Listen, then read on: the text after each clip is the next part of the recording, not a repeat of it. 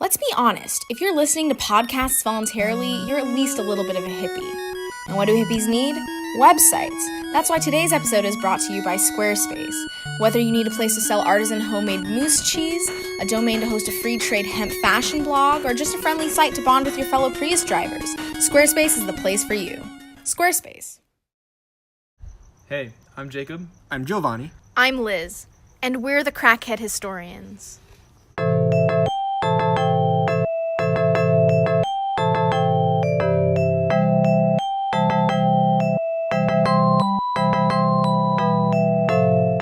Hey, Jacob, you ever think about how much breadth the topic of history covers?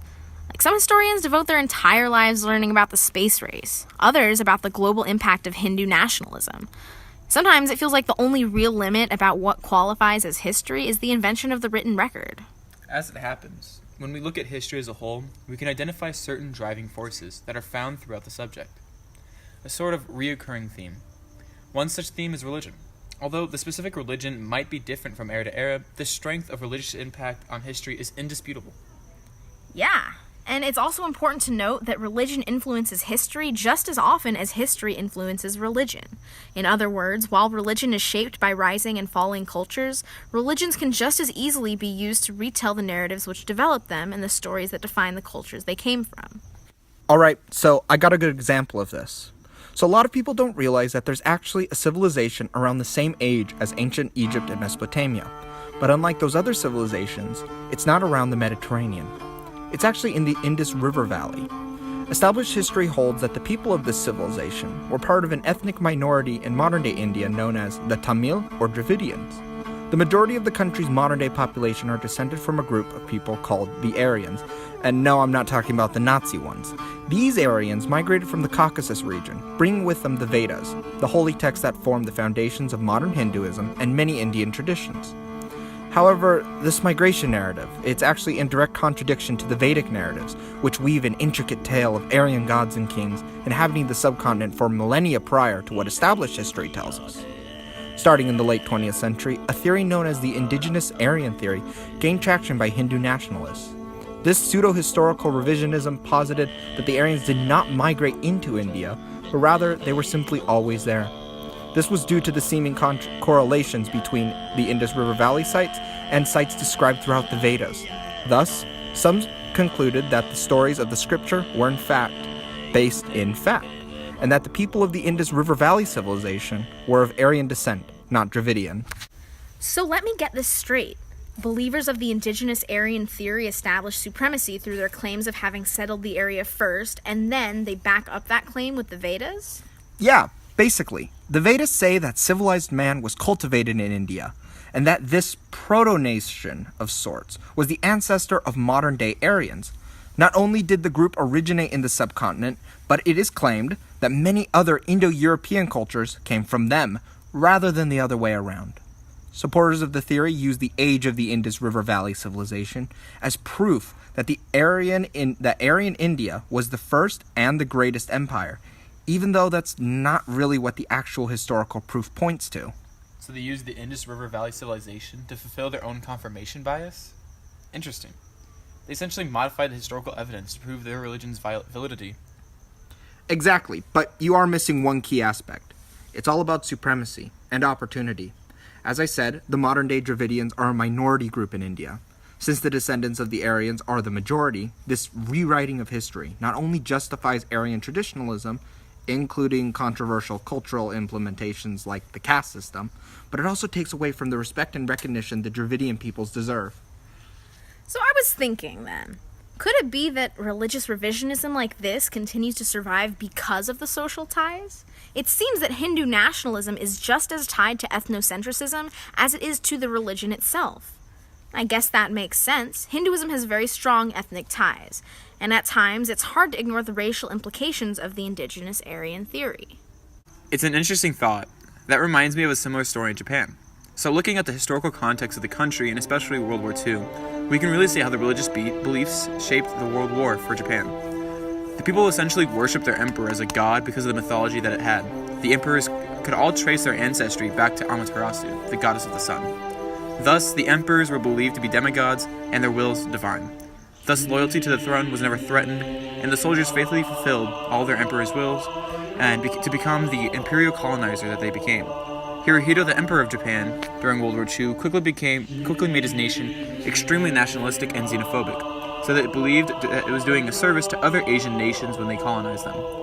Japan quickly swept through Asia, but was eventually defeated by the Americans. However, this revisionist history has really left a scar on the current young Japanese generation.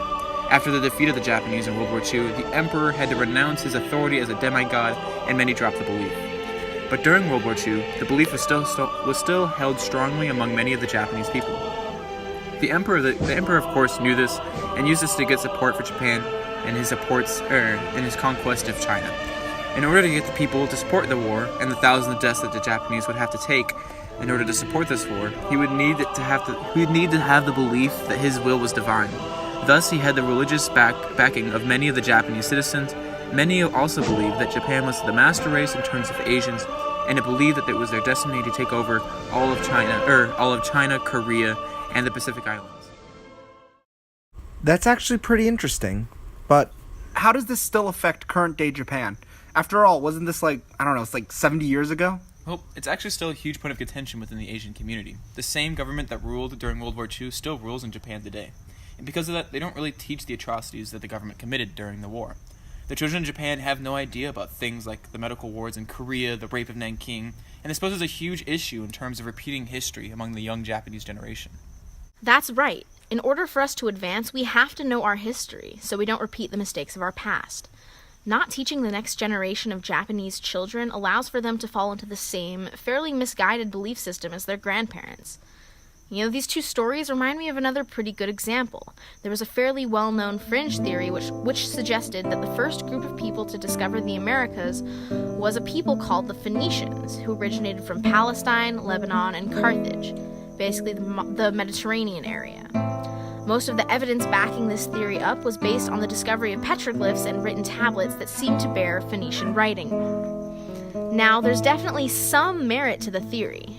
As the largest contemporary trading empire, they had access to some pretty advanced naval technology. If anyone could have crossed the Atlantic in the year 1000 BCE, it would have been the Phoenicians.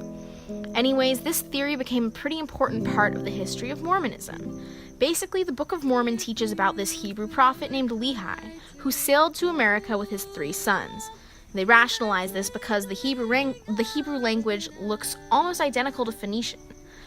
Lehi's first son, Nephi, had godly descendants, the Nephites, that were destined to populate America. But his brother Laman's descendants, evil and jealous, slaughtered the Nephites in a great injustice to the Mormon people.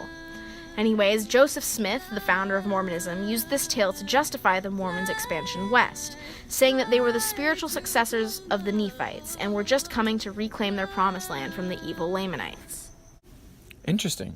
Why did the Mormons have to explain their expansionism? If it really was the promised land, couldn't they just have moved west?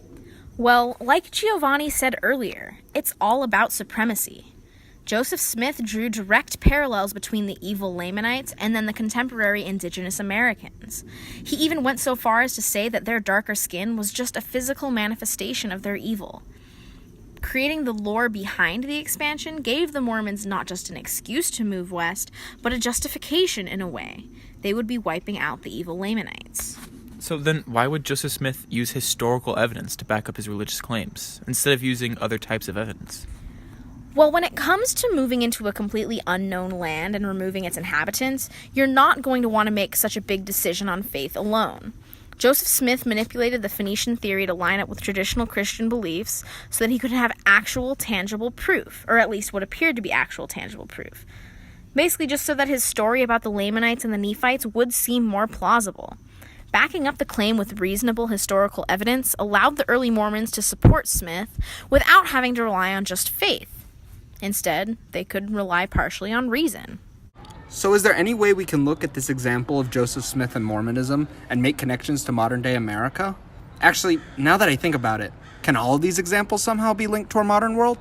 Great questions. They actually can. Today in America, there is little taught about manifest destiny other than a shout-out in your history textbook. Many times the broken treaties done by America are quickly glossed over, and America mostly dismisses their injustices against the Native Americans. Our world today is surrounded by false histories that were revised to fit the ideologies of different religions. History for many stands only to advance their current day objectives or to forget our historical past. So, in a nutshell, I guess it's a cycle. Religion uses history to strengthen religious knowledge, and history is heavily influenced by religious movements and ideologies. It's why a lot of medieval Western historians were working with the Catholic Church. Whatever was written about history would have had to reflect a religious point of view back then. So, Gio, what should we take away from this? Well, I think that the most important thing to do when learning about history is to keep an eye out for historical knowledge that holds potential bias, whether it's religious or not. And when we identify such bias, it should be our responsibility to correct such knowledge and seek the truth. Ugh, us history nerds carry such a big burden.